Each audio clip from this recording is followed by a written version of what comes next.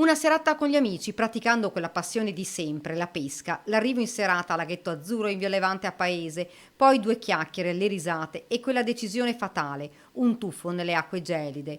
Mauro Libralesso, esperto nuotatore, ha fatto qualche bracciata, poi un malore improvviso. Il 33enne è scomparso davanti agli occhi degli amici. Lo hanno chiamato, hanno urlato, ma a quell'ora, a luna di notte, a Laghetto era buio, nessuna illuminazione. È calato un silenzio drammatico, rotto poco dopo dal suono delle sirene dei soccorritori. Sul posto sono arrivati i vigili del fuoco di Treviso con il nucleo sommozzatori di Venezia. Il corpo di Mauro è stato trovato ad una profondità di 5 metri, portato a riva. Gli uomini del suo M118 hanno tentato di rianimarlo, ma il cuore del 33enne non ha più ripreso a battere. Doveva essere un momento di allegria, pescando e ridendo, ed invece in un attimo la serata si è trasformata in tragedia. Sul posto sono arrivati anche i carabinieri della stazione di Paese. Questa mattina sono stati ascoltati dai militari gli amici che erano con lui. Avevano pensato in un primo momento che volesse scherzare. Lui, dicono, era così, ma poi si sono accorti che non riemergeva. Questa mattina a Laghetto Azzurro per la pesca sportiva è arrivata anche Katia Uberti, sindaco di Paese.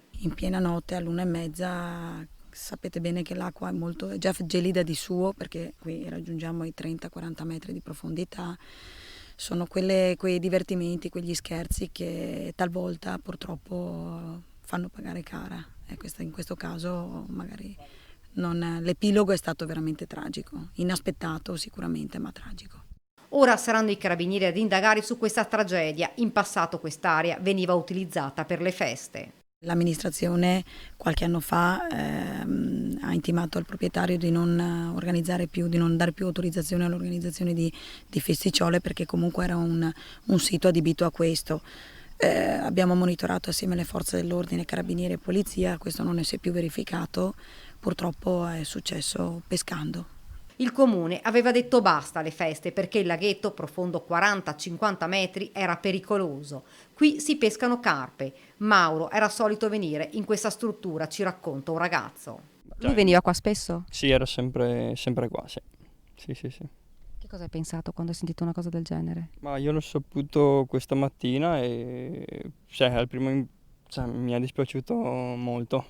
A laghetto questa mattina alcuni ragazzi sono tornati a pescare e increduli guardavano verso la casetta dove Mauro si è tuffato senza più riemergere. La procura ha aperto un'inchiesta.